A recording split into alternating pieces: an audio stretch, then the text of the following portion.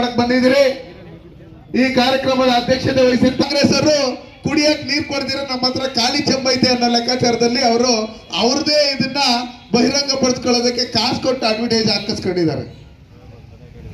ಈ ಕರ್ನಾಟಕ ರಾಜ್ಯದಲ್ಲಿ ಕಾಂಗ್ರೆಸ್ ಸರ್ಕಾರ ಬಂದಾಗಲೆಲ್ಲ ಬರಗಾಲ ಬರ್ತಾ ಐತೆ, ನಿಮ್ಗೆಲ್ಲ ಗೊತ್ತಿರ್ತಕ್ಕಂಥ ವಿಷಯ. ಅದೇ ರೀತಿಯಲ್ಲಿ ಕಳೆದ 11 ತಿಂಗಳಿಂದನೂ ನಮ್ಮ ಹಳ್ಳಿಗಳಲ್ಲಿ ಕುಡಿಯಕ್ ನೀರಿಲ್ಲ, ಬೆಂಗಳೂರಲ್ಲಿ ತೊಳ್ಕೊಳ್ಳಕ್ಕೂ ನೀರು ಕೊಡದೇ ಇರ್ತಕ್ಕಂಥ ಇವರು ಚೆಂಬು ಖಾಲಿ ಚೆಂಬು ಐತೆ ನಮ್ಮ ಹತ್ರ ಅಂತ ಹೇಳಿ ನೋಡ್ಸಿದ್ದಾರೆ ಕಾಂಗ್ರೆಸ್ ಅವರು.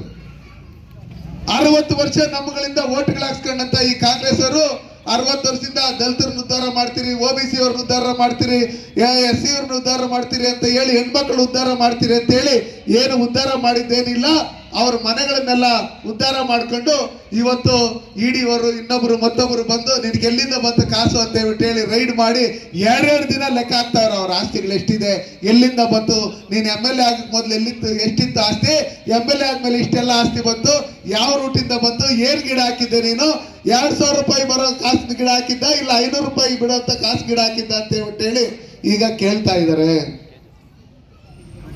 ನಾವು ಯಾವ ಬೀಜ ಹಾಕಿರ್ತೀರೋ ಅದೇ ಮರ ಆಗೋದು, ಅದರಿಂದನೇ ಬೀಜಗಳು ಉದುರೋದು. ಅದಕ್ಕೋಸ್ಕರ ಅವ್ರು ಹಾಕಿರೋ ಬೀಜ ಈಗ ಮರ ಹಾಕಿ ಇನ್ನೂ ಬೇಕಾದಷ್ಟು ಬೀಜಗಳು ಉದುರಿರೋದ್ರಿಂದ ಯಾವ ಮರ ಹಾಕಿದೆ ಅಂತ ಹೇಳ್ಬಿಟ್ಟು ಕೇಳ್ತಾ ಇದ್ರು. ಅದಕ್ಕೆಲ್ಲ BJP ಕಾರಣ ಅಂತ ಹೇಳಿ ನೋಡ್ತಾ ಇದ್ದಾರೆ ಇವರೆಲ್ಲ. ನಾನ್ ನಿಮಗೆ ಕೈ ಮುಗಿದು ಕೇಳ್ಕೊಳ್ಳೋದಿಷ್ಟೇ, ಈ ಮಾಲೂರಲ್ಲಿ ಹಿಂದೆ ಕೃಷ್ಣೇಶ್ ಶೆಟ್ಟಿ ಅವರು ಶಾಸಕರಾಗಿದ್ರು, ಮಂಜುನಾಥ್ ಗೌಡರು ಶಾಸಕರಾಗಿದ್ರು. ಈ ಭಾಗದಲ್ಲಿ ಚಿಕ್ಕತಿರ್ತಿ ದೇವಸ್ಥಾನ ಯಾವ ತರ ಇತ್ತು, ಅದು ಯಾವ ತರ ಒತ್ತುವರಿ ಆಗಿತ್ತು, ಅದಾದ್ಮೇಲೆ ಯಾವ ತರ ಅದನ್ನ ಡೆವಲಪ್ಮೆಂಟ್ ಮಾಡಿದ್ರು ಅಂತೇಳಿ ನೀವೆಲ್ಲ ನೋಡಿದ್ರಿ. ಇವತ್ತೇನಾದ್ರೂ ಆ ಚಿಕ್ಕತಿರ್ತಿ ದೇವಸ್ಥಾನ ಸುಮಾರು ಜಮೀನುಗಳನ್ನ ಒತ್ತುವರಿ ಆಗಿದ್ದನ್ನ ತೆರವುಗೊಳಿಸಿ ಅಲ್ಲಿರ್ತಕ್ಕಂಥದನ್ನೆಲ್ಲ ಡೆವಲಪ್ಮೆಂಟ್ ಮಾಡೋದಕ್ಕೆ, ಕಾಂಪೌಂಡ್ ಹಾಕೋದಕ್ಕೆ, ಇವತ್ತು ಗೋಪುರ ಕಟ್ಟೋದಕ್ಕೆ ಕಾರಣ ನಮ್ಮ ಮಂಜುನಾಥ್ ಗೌಡರು ಶಾಸಕರಾಗಿದ್ದಂಥ ಸಂದರ್ಭದಲ್ಲಿ.